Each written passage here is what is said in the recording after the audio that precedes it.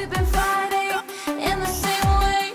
How we ever made it, I don't know. Hanging on to every word you ever told me. Today we're going to talk about balance and panning of the drums. Let's start with balance.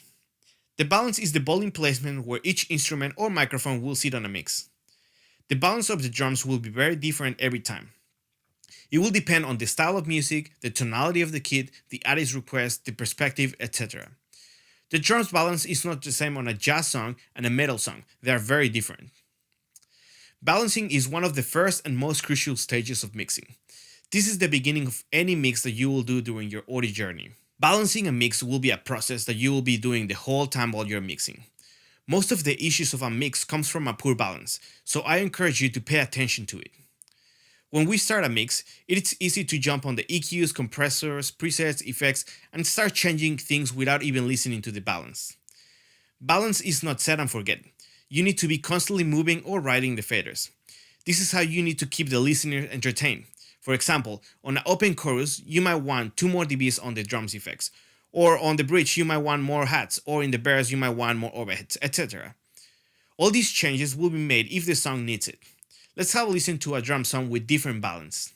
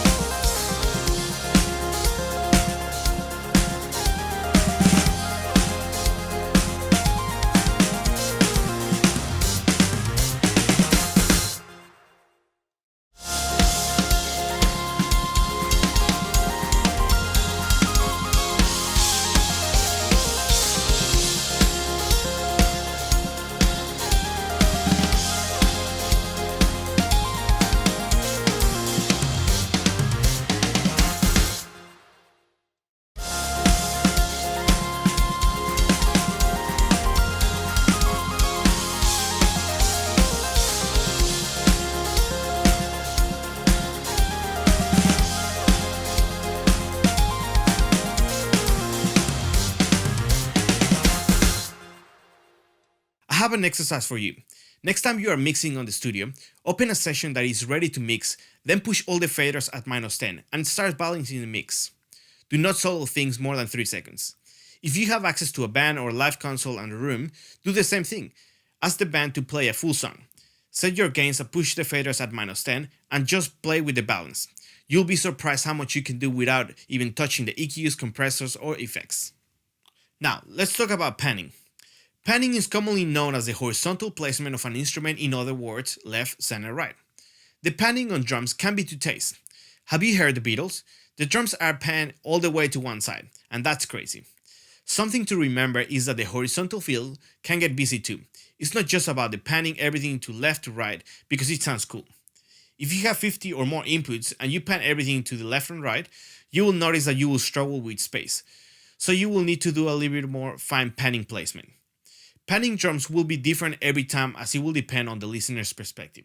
For example, if you are doing monitors and your drummer is left-handed, the placement of the drum mics will be accordingly to how he's looking at the drums. He will not like you if it's not that way. Or if you're mixing front of house or broadcast, your audience will be looking at the band, so you want to match the placement on how the listener is viewing the musician. How weird would it be seeing a tom on the right side of the kit, but in front of house the sound is coming from the left? Let's have a listen to this example.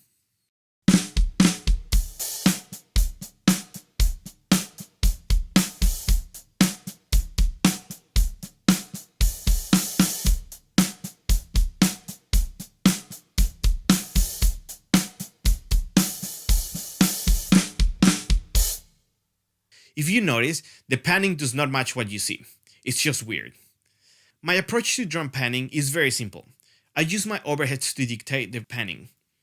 First, I will listen to the overheads by themselves and set up their panning. You don't want to be too wide or too narrow.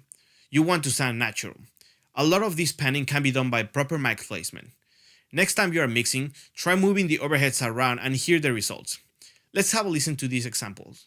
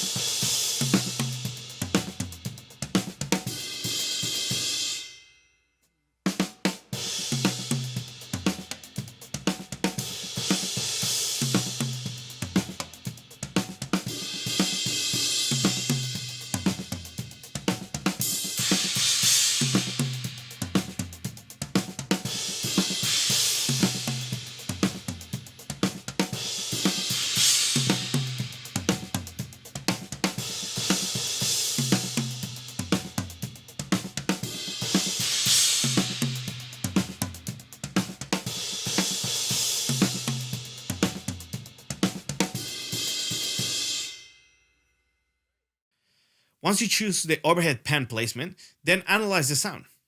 Where are the toms sitting? Where are the hats sitting? Where is the snare sitting?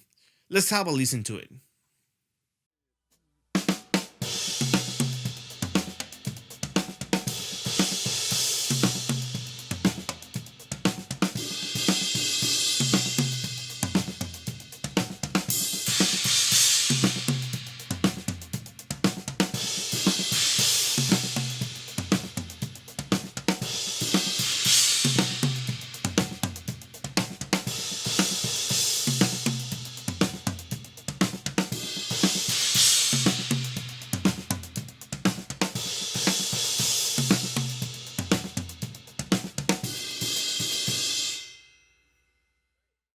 Once you know where the instrument sits, then add the other microphones in and pan them accordingly.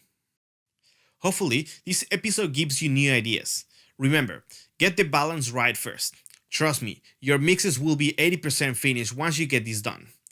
I'm going to leave you guys here with a fun video. This drum track was composed by Harrison Wood and played by Rolf. I applied the techniques we have been learning. So see you next episode and enjoy this video.